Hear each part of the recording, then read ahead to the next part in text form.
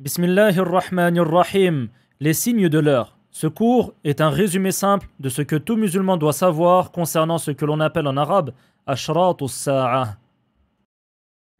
Nous verrons à travers ce cours, si Allah nous le permet, quelques notions importantes concernant ce sujet. Puis nous allons citer les signes qui sont passés, les signes de la fin des temps qui sont passés, les signes qui existent encore aujourd'hui. Puis nous allons finir par les signes qui vont apparaître dans le futur.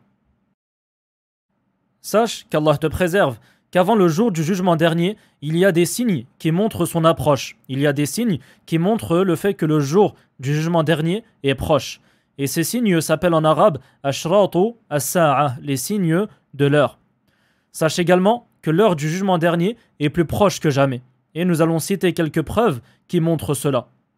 Et également, sache que seul Allah connaît ce moment. Seul Allah sait quand est-ce que se déroulera le jour du jugement dernier.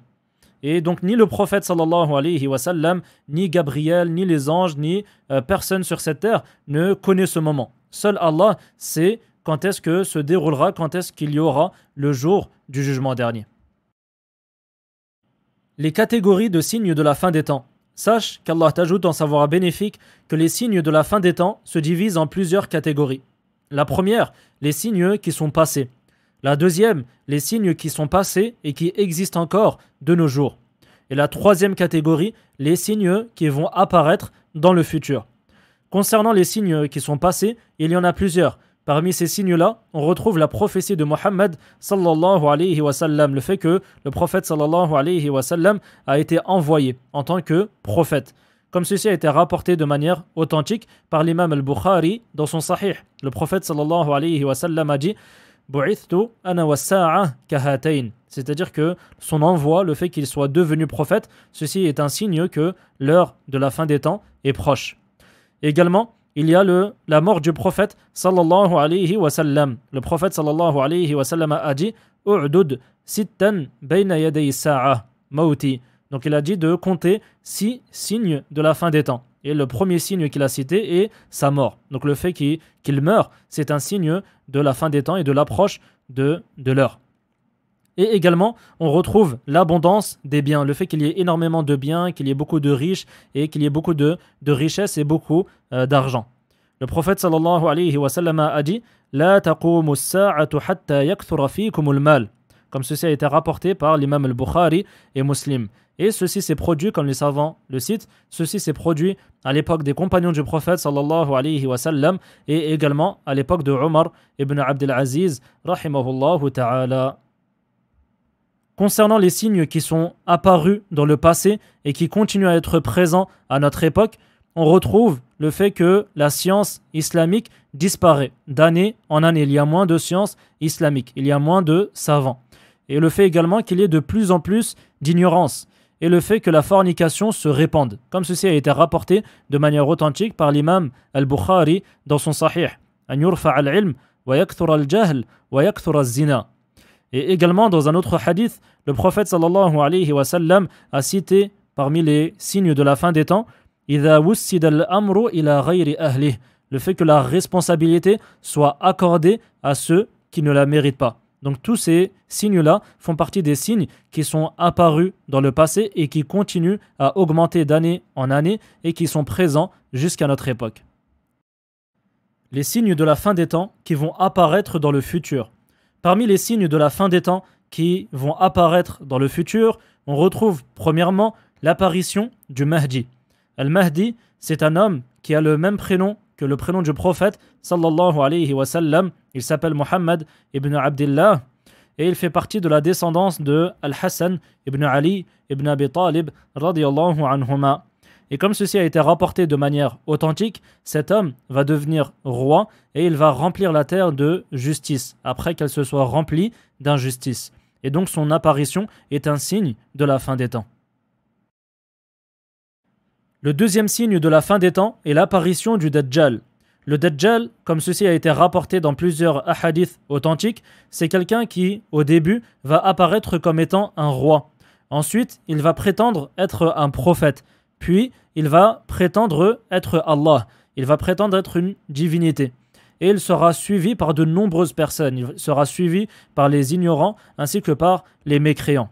Et donc ils vont suivre le Dajjal car il aura la capacité de faire certaines choses que personne au monde n'a la capacité de faire. Il va par exemple ordonner au ciel d'envoyer la pluie et la pluie apparaîtra, etc. Et donc il aura la capacité de faire certaines choses et à cause de cela, il sera suivi par de nombreuses personnes.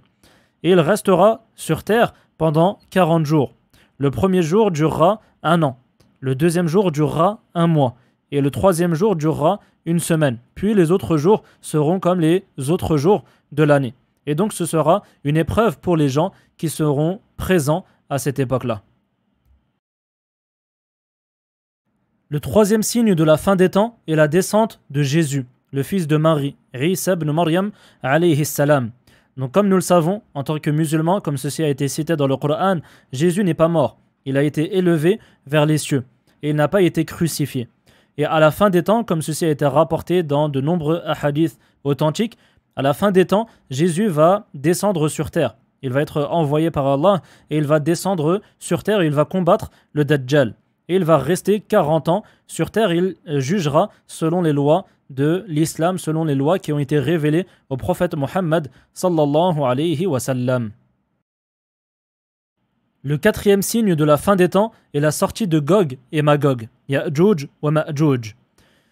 Gog et Magog représentent un peuple qui a été enfermé sur terre et qui n'a pas la capacité de sortir. Donc ils sont vivants à l'heure où nous parlons et ils vont sortir avant la fin des temps.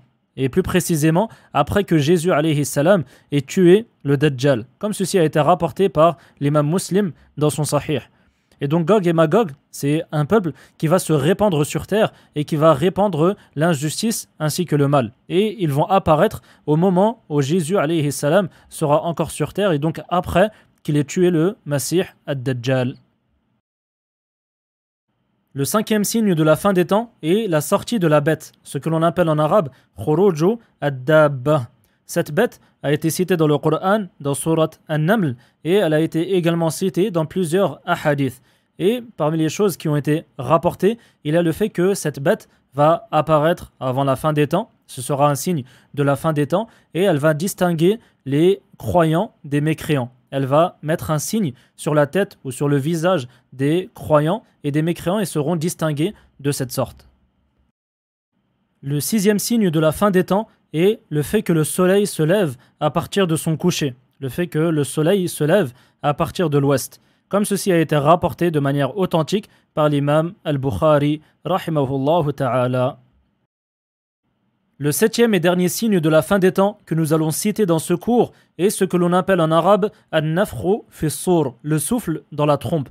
Comme ceci a été cité dans le Coran. C'est-à-dire qu'il y a un ange qui va souffler dans la trompe, ce que l'on appelle en arabe as-sur. Les gens qui seront vivants à ce moment-là seront terrorisés, seront effrayés par le son qu'ils vont entendre.